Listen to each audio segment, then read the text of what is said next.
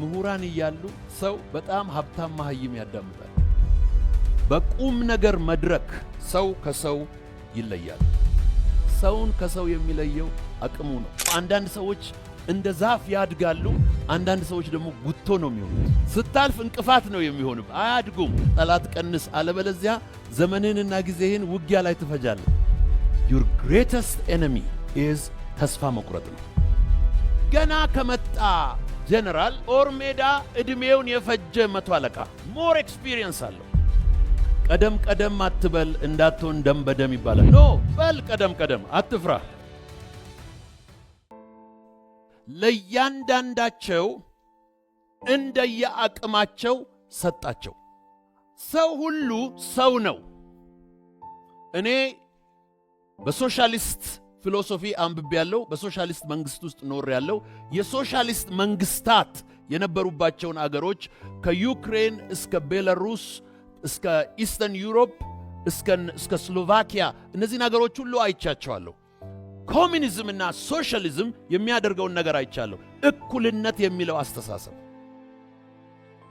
ነገር ግን እንደዚህ ነው የሚለው እንደ አቅማቸው which means ሁሉ ሰው እኩል አይደለም።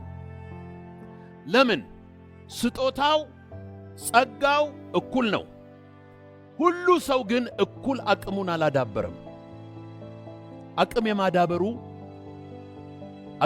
የማዳበሩ ሥራ ሰዎችን ይለያቸዋል። ጥላሁን ገሰሰ የሚለው አንድ ግጥም አለው። በቁም ነገር መድረክ ሰው ከሰው ይለያል። ይህንን ፕሪንሲፕል ምንድን ነው የሚለው? a principle of distinction. it's a principle of distinct አንተን ልዩ የሚያደርግ አቅም የመገንባት ሥራ ነው ያንን የምንለው። ይሄ አቅም የመገንባት ሥራ ሰዎች በሕይወታቸው አቅማቸውን እንዲገነቡ ያስፈልጋል። ይህንን ሴንስ ኦፍ አይደንቲቲ፣ ሴንስ ኦፍ ዲስቲንክሽን ወይም ሴንስ ኦፍ ዲፍረንሺዬሽን የምንለው ነው። ሰው ሁሉ እኩል አይደለም። ሁሉ ሰው የተለያየ ነው። ይሄ የተለያየው ሰው የሚለያየው ዘሩ አይደለም። ሰው ዘሩ ይመስለዋል። የሚለያየው ከለሩ ይመስለዋል። የሚለያየው ዜግነቱ ይመስለዋል። የሚለያየው ጾታው ቁመቱ ይመስለዋል። ሰውን ከሰው የሚለየው አቅሙ ነው። it doesn't matter whether you're male or female, black or white, African or Asian or European. capacity developed ከሆነ ዓለም በሙሉ በንብርክክ ይፈልጋል። it is a matter of developing your own distinction, your own አቅምን የማሳደግ ሥራ ነው። እዚህ ጋር ይህንን አቅም የማሳደግ ሥራ እያንዳንዱን እንደ አቅማቸው ሰጣቸው የሚለውን HCD እለዋለሁ እኔ human capacity development። ይኸው ዳዊት የሚሠራው አይነት የሰውን ካፓሲቲ አይደንቲፋይ ካደረገ በኋላ እሱን ዲቨሎፕ ማድረግ። በሰው ልጅ ከውልደት እስከ እድገት አቅም መገንባት መጀመሪያ ሰዎች አቅማቸው ሆሊስቲክ ካፓሲቲ የምንለው ነው። ፊዚካል አቅም መገንባት በጣም አስፈላጊ ነው። የተሰጠን ፊዚካል ነው።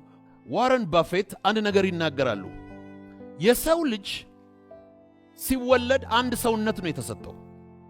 ኩላሊት፣ ሳምባ፣ ልብ፣ ጆሮ፣ አይን፣ ጥርስ መቀያየሪያ የለው። ተሰጠህ እስከ ዕለተ ሞት ድረስ ነው። አንድ ልጅ አባቱ አንድ መኪና ቢገዛለትና እስከ ዕለተ ሞቱ ሌላ መኪና መግዛት አይፈቀድምም አይቻልም ቢባል ያቺን መኪና እንዴት ይጠብቃታል?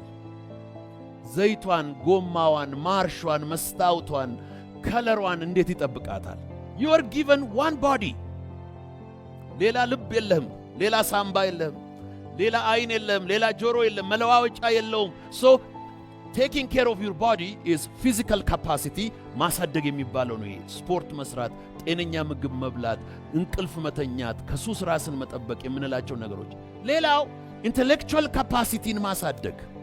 የሰው አእምሮ ምንድነው የሚሉት ሳይኮሎጂስቶችና ሳይንቲስቶች? ኒውሮፕላስቲ ይሉታል። የሰው አእምሮ the elasticity of human mind የሰው አእምሮ በጨመርክበት መጠን ነው የሚሰፋው። በጨመርክበት መጠን እየሰፋ ይሄዳል። የመገብከውን ያክል ይሰፋል። ካልመገብከው ደግሞ ኮንትራክት እያደረገ ይመጣል።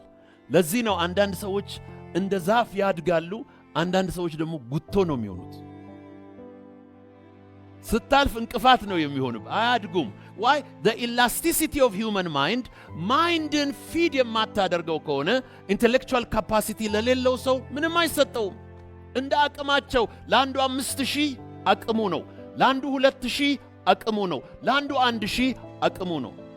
spiritual capacity የምንለው ፋይናንሻል ካፓሲቲ የምንለው ይሄ ረጅም ስለሆነ አልገባበትም። ሰው ሚኒመም ሙሉ ካፓሲቲውን አሳደገ የምንለው እነዚህን 8 ኤሪያስ ሲያሳድግ ነው። ፊዚካል ካፓሲቲ፣ ኢንተሌክቹዋል ካፓሲቲ፣ ስፒሪቹዋል ካፓሲቲ።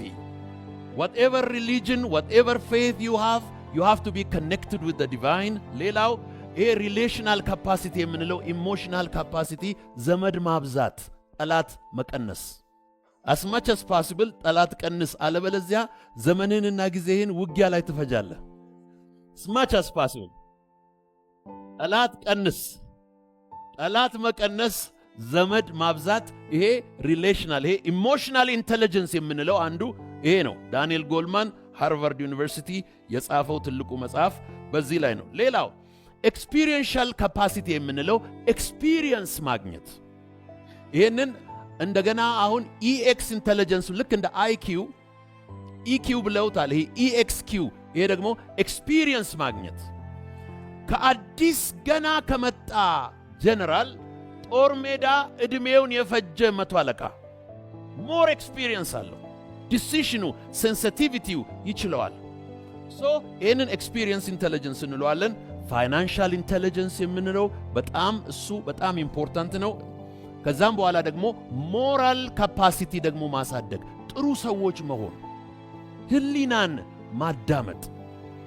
ህሊና ራይት ኤንድ ሮንግን ይነግረናል። ሞራል ካፓሲቲያችን እያደገ ይሄዳል። ሞራል ሶሳይቲ፣ ሞራል ኢንዲቪጁዋል እንድንሆን ያደርጋል። የመጨረሻው ሰልፍ ክሪቲካል ካፓሲቲ፣ ራስን የመመርመርና ቶሎ ሰልፍ ኮሬክት ማድረግ፣ ራስን ማስተካከል። ሌላኛው የመጨረሻው ፕሪንሲፕል። ወደዚህ ደረጃ ከመጣን በኋላ ይህ ሰውዬ ከነገደ በኋላ በጣም የሚገርማችሁ ገንዘቡን መጀመሪያ የሰጠው ተመልሶ መጣ ይላል። ሊቆጣጠር፣ አካውንታቢሊቲ ሪስፖንሲቢሊቲ የሚባል ነገር ሊቆጣጠሩ ተመልሶ መጣ። እስቲ የሰራህበትን አምጣ አለ። የሰው ልጅ ተጠያቂነትና መልስ ሰጪነት፣ ኃላፊነት አለበት። አካውንታቢሊቲ ኤንድ ሪስፖንሲቢሊቲ። አንድ ሰው ከእንቅልፉ ሲነሳ የሚቆጣጠሩት ወይም ገዢ የሆኑበት 4 ነገሮች፣ 4 አንቴናዎች አሉ። አንደኛው አምላኩ ነው። ለአምላኩ ለተሰጠው ሕይወት፣ ለተሰጠው እስትንፋስ፣ ለተሰጠው ጊዜ፣ ለተሰጠው ጤንነት ለአምላኩ ተጠያቂ ነው። ሁለተኛው ለህሊናው ነው። without ሰው ሳያይሽ when you are making decision every day decision እየወሰድክ ነው። ልተኛ ልቆይ፣ ላንብብ አላንብብ፣ ልነሳ አልነሳ፣ ልስራ አልስራ፣ ላውራ አላውራ፣ ይሄ ሁሉ you are making decision። የሰው ሂውመን ዲሲሽን ሜኪንግ ካፓሲቲ ራይት ኤንድ ሮንግን ዲሲሽን የማድረግ አቅም አለው። አሁን እኔ ትምህርት ቤት ኬምብሪጅ ብትመጡ በጣም አንዱ ጠንካራ ዲፓርትመንት ሚውዚክ ዲፓርትመንት ነው። ለምንድን ነው ሚውዚክ ዲፓርትመንትን ጠንካራ ያደረግኩት? ሚውዚሽያን አንድ ሙዚቀኛ ፐር ሰከንድ 7 ዲሲሽን ያደርጋል። 7 ዲሲሽን ፐር ሰከንድ። በአይኑ፣ በጆሮው፣ በአፉ፣ በስሜቱ፣ በእጁ፣ በእንቅስቃሴው በሚያደርጋቸው ነገሮች ፐር ሰከንድ 7 ዲሲሽን ያደርጋል። ለዚህ ነው ሙዚቃ የሰዎችን ኢንተሌክቹዋል ካፓሲቲ የሚያነቃቃው። ሙዚቃ የሌለው አገር፣ ሙዚቀኛ የማይበዛበት አገር ጦርነት ይበዛበታል፣ ጥላቻ ይበዛበታል፣ ክፋት ይበዛበታል። that is why music ምንድነው የሚያደርገው? በቀደም ስነግራችሁ ነበር። ሚውዚክ makes you love life፣ ላይፍን እንድትወድ ያደርጋል። ስለ ዛፍ፣ ስለ ሀገር፣ ስለ ትዳር፣ ስለ ጮኛ፣ ስለ ውበት በሚነገርበት ጊዜ then you start to enjoy, appreciate life። ስለ ዛፍ በሚናገርበት ጊዜ ዛፉን ቁረጥ አይልህም። ተንከባከብ ነው የሚል። it makes you love life. So you are accountable, number 1 to God, number 2 to your own conscience, number 3 to your own family. ይሄ ፋሚሊውን የሚንቅ፣ ፋሚሊውን የማያከብር፣ ፋሚሊውን የማያገለግል፣ ፋሚሊውን የማይወድ ማህበረሰብ ሀገር ሊሆን አይችልም። አሁን ብዙ ስትሬንግዝ እያሳዩ ያሉት for example ኢንዲያ and ቻይና ኢኮኖሚክ ፋክተሩ ብቻ አይደለም፣ ሞራል ፋክተሩ ነው። in the western world ዝቅጠቱ ውድቀቱ እየመጣ ያለው የፋሚሊ መፍረክረክና ያ ሞራሉ መፈረካከስ ነው። ከዛ የተነሳ ነው by 2050 የቻይና ኢኮኖሚ የአሜሪካን ኢኮኖሚ ኦቨርቴክ ያደርጋል። ዛሬም በ6 እና በ7 ትሪሊዮን ዶላር ነው ዲፍረንሳቸው እየመጣ ያለ ነው። የአሜሪካን ኢኮኖሚ በ5% ሲያድግ የቻይና ኢኮኖሚ በ7.6% የሚያድገው አንዱ ኢትስ ፋሚሊ ኦሪየንቴሽን፣ ኢንዲያን ፋሚሊ ኦሪየንቴሽን፣ ኢንታክት ፋሚሊ። ስለዚህ ፋሚሊያችን ኢት ኢዝ አ ኮር፣ ዝም ብሎ ይሄ ሳይድ አነሰሰሪ ፋክተር አይደለም፣ ኢትስ ኮር ፋክተር። የመጨረሻው አካውንታቢሊቲ ለጎረቤት ነው፣ ለሀገር ነው፣ ለሕግ ነው፣ ለዜግነት ነው፣ ለማንነት ነው። እነዚህን አካውንታቢሊቲዎች መጣና ሰውየው እሺ ብሩን ሰጠውህ፣ ምን አደረክበት? ጤናውን ሰጠውህ፣ ምን አደረክበት? አይን ሰጠውህ፣ ምን አደረክበት? ጆሮ ሰጠውህ፣ እግር ሰጠውህ፣ ገንዘብ ሰጠውህ፣ ጊዜ ሰጠውህ፣ ዘመድ ሰጠውህ፣ ሀገር ሰጠውህ፣ ምን አደረክበት? አገርማ ተሰጥቶን ነበር፣ ተዋቃንበት እንጂ ተዋቃንበት። ይህንን ነው መልስ የምንሰጠው። ከአካውንታቢሊቲው በኋላ መጨረሻ ላይ ሰውየው እንደዚህ አለው፣ 5,000 ሰጠውህ፣ 5,000 አተረፍክ። አንተ ታማኝ ባሪያ፣ በትንሽ ስለታመንክ በታላቁ ላይ እሾምሃለሁ። የመጀመሪያው ምንድን ነበረ? ገንዘብ ነበር የተሰጠው። አሁን ግን ፖዚሽን ነው የተሰጠው። the ultimate goal of human being የሰው ልጅ መጨረሻ ገንዘብን ማግበስበስ አይደለም። ገንዘቡ፣ ሀብቱ፣ ዕውቀቱ ምን ይፈጥራል? መድረክ ይፈጥራል፣ ፖዚሽን ይፈጥራል። ከዛም በኋላ ሰው ማዳመጥ ይጀምራል። አንዳንድ ጊዜ ምሁራን እያሉ ሰው በጣም ሀብታም መሃይም ያዳምጣል። ሀብት ፖዚሽን ይሰጣል። እንደነ ቢል ጌትስ ያሉ ሰዎችን እንደ ምናምን ያሉትን ቢሊዮነሮችን ሰዎች ዓለም ሁሉ ያዳምጣል። ሲናገሩ የአፍሪካን መሪዎች ያዳምጣሉ፣ የአሜሪካን መሪዎች ያዳምጣሉ።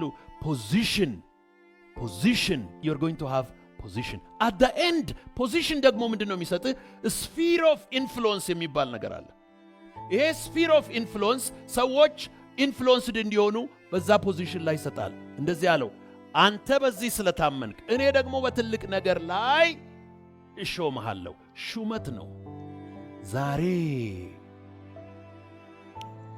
ኤክሰፕሽናሊዝም የሚባል ዶክትሪን የሚከተሉ 2 ሀገሮች አሉ፣ አሜሪካና እስራኤል። ይሄ the doctrine of exceptionalism በዓለም ሀገራት ላይ የሚሰራው ሕግ እኛ ላይ አይሰራም ይላሉ። ሕጉን አብረው ያወጣሉ።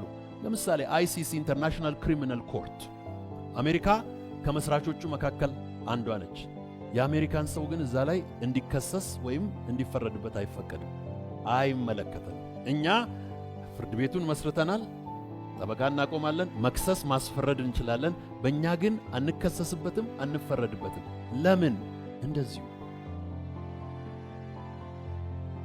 ፖዚሽን ኢንፍሉዌንስ ይሰጥሃል። ማይ ፍሬንድ you are going to have that freedom። ና ማለት ትችላለህ፣ ሂድ ማለት ትችላለህ። አሁን እንደ ድሮ እኔ ቤት ለመከራየት መዞር የለብኝም። ፖዚሽን ሰጠኝ፣ ማከራየት እችላለሁ፣ መስጠት እችላለሁ፣ ፈለኩትን ነገር ማድረግ እችላለሁ። ፖዚሽን ሰጠኝ።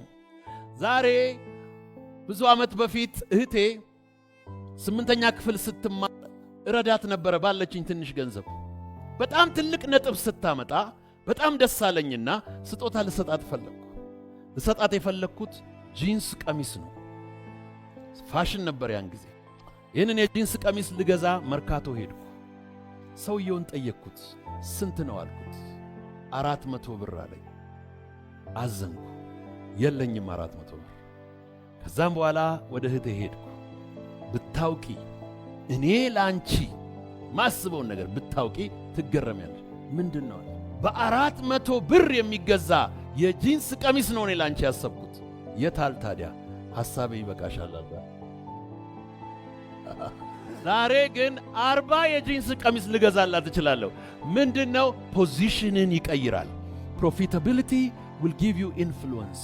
ሬዲዮ ላይ ኢንተርቪው ትሆናለህ፣ ቲቪ ላይ ትቀርባለህ። ሐሳብ ምንድነው? እስቲ ሐሳብ ስጥ፣ አማክር ትባላለህ። ይሄ ወደ ምን አመጣው?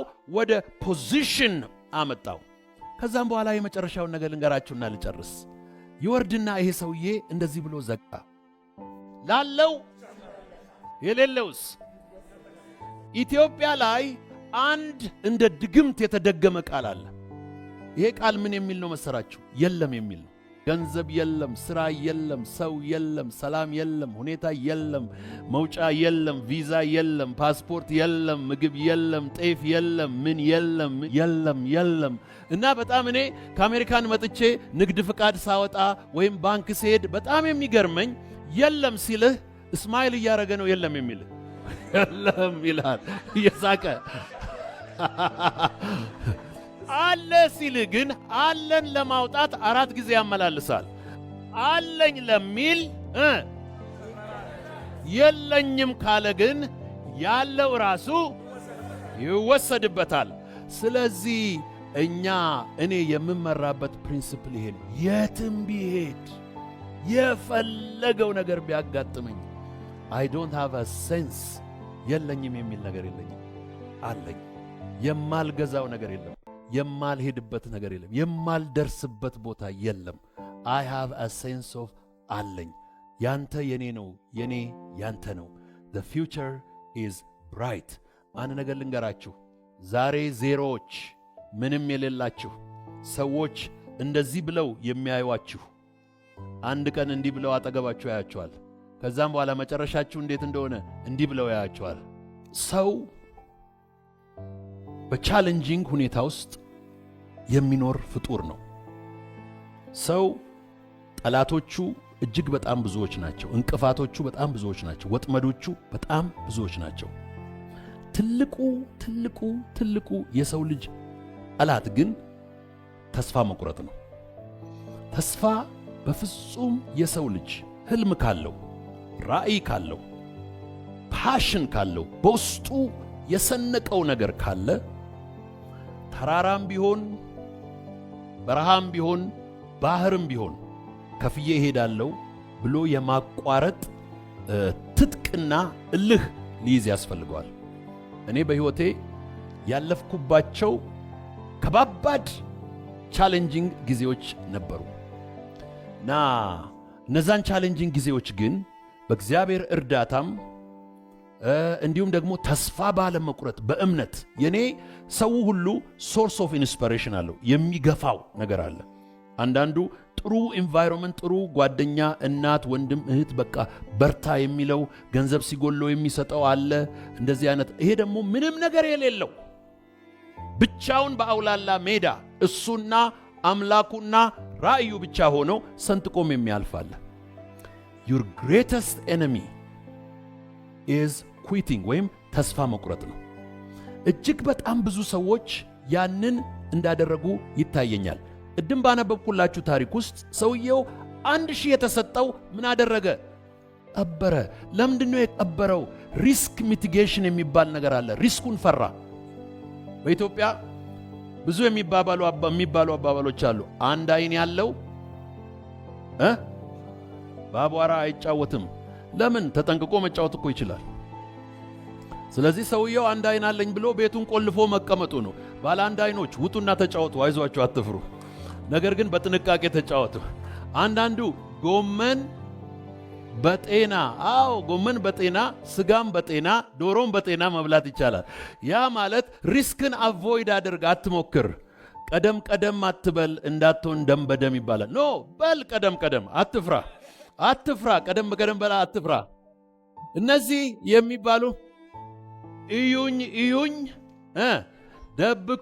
ደብቁኝን ያመጣል። እዩኝ ያላሉ ግን እንደተደበቁ ይቀራሉ። ስለዚህ ልበስ፣ ተቀባ፣ ተናገር፣ ውጣ፣ አንኳኳ፣ ሞክር።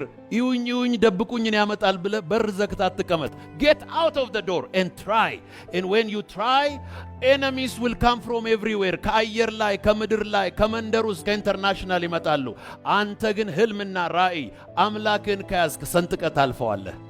ኢትዮጵያን ሳያት ዛሬ ነብር ትመስለኛለች። ነብር ወደፊት በጣም በከፍታና በርቀት ከመዝለሉ በፊት ወደ ኋላ ይሳባል። ወደ ኋላ የሚሳበው ኋላ ለመቅረት አይደለም። ዛሬ ኢትዮጵያን ወደ ኋላ የሚጎትታት ብዙ ነገር አለ። አንድ ቀን ያ ኃይል ሲለቃት ትፈነጠራል። በኢስት ኤዥያ ያሉ እነ ማሌዥያ እነ ኢንዶኔዥያ የመሳሰሉ ታይገር ኢኮኖሚ ይሏቸዋል። ስለ ተስፈነጠሩ የሚቀጥለው ታይገር ኢኮኖሚ ኢትዮጵያ ነው። አትጠራጠሩ። ፕሮፌሰር ቪጄ የሚባል ዎርተን ስኩል ኦፍ ቢዝነስ የጻፈው አፍሪካ ራይዚንግ የሚል መጽሐፍ አለ። ስለ አፍሪካን ፊውቸር ነው የሚናገረው። የሚቀጥለው የአፍሪካ ቻፕተር እንደሆነ ነው። ከዛ ውስጥ አንዱ ኢትዮጵያን ይጠቅሳል። አፍሪካ ራይዝ ታደርጋለች። ነገር ግን ይላል አፍሪካ ውስጥ የሚሰሩ ቆዳቸው ወፍራም የሆነ ችግር የሚቋቋሙ ወሬ የማይሰሙ ጠላት የማይፈሩ ኢኮኖሚን ሁሉ የሚገለባብጡ ሰዎች እነሱ ነጥቀው ይወጣሉ ይላል። የሚታየኝ ኢትዮጵያ እንደ ነብር ተለቃ የምትዘል ኢትዮጵያ ነች።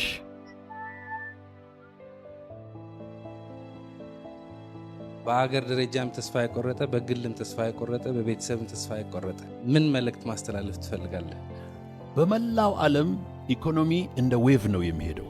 ከፍ ይላል፣ ዝቅ ይላል፣ ከፍ ይላል፣ ዝቅ ይላል።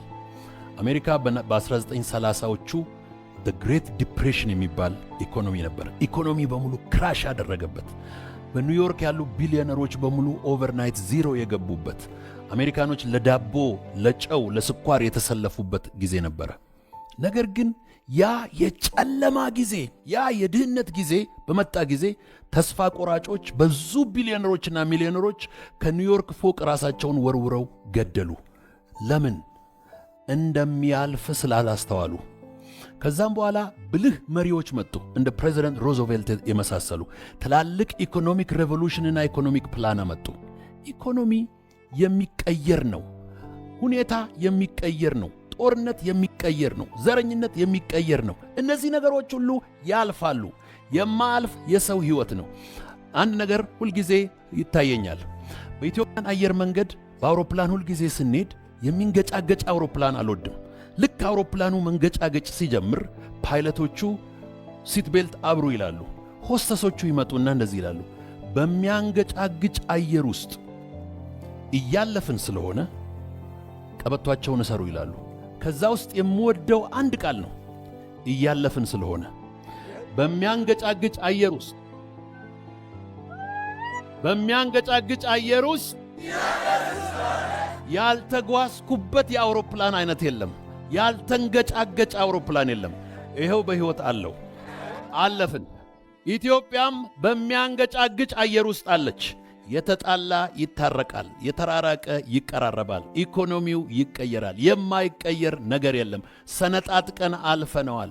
ትላልቅ ጦርነቶች፣ ኮሎናይዜሽን፣ ኢኮኖሚ ሬቮሉሽን፣ ቀይ ሽብር፣ ነጭ ሽብር፣ ያላለፍነው መከራ የለም። መጨረሻው ነፋስ ላይ ነን። በሚያነቃንቅ አየር ውስጥ ያለፍን ስለሆነ ቀበቷችሁን እዘሩ፣ አዙሩ፣ አይዟችሁ፣ አውሮፕላኑ ቅርብ ጊዜ ያርፋል።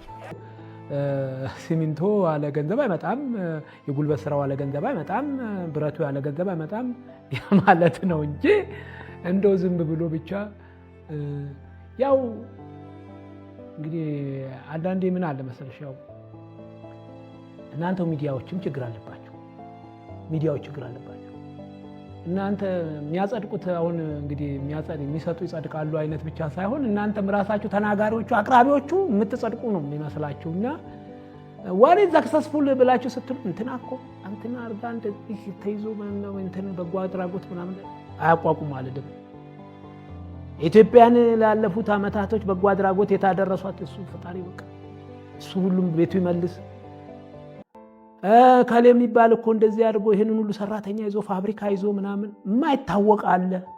ብዙ ታሪክ ሰርቶ በ5000 10000 ሰራተኞችን የያዘ ካምፓኒ መሞካሸት ሰፖርት መደረግ በቃ you are the best ለሱ አይደለም you are the best የምንለው ያን ፋብሪካ ለከፈተ ወይንም ደግሞ ያንን ፎቅ ለገነባ ወይንም ደግሞ ያንን ድርጅት ላቋቋም አይደለም ሌላው እሱን ብሎ ይከተላል ሚዲያ ላይ ግን አንቺ መተሽ እንትን እኮ አቋቋመች ወይኔ እናትዬ እያልሽ ደረት እየመታሽ የምታወሪላቸው ነገር ኔክስት ስቴፕም ዩኒቨርሲቲ የጨረሰው እኔ በቃ ሳድግ ምን ሆናለሁ እንደዚህ አይነት ከፍታለሁ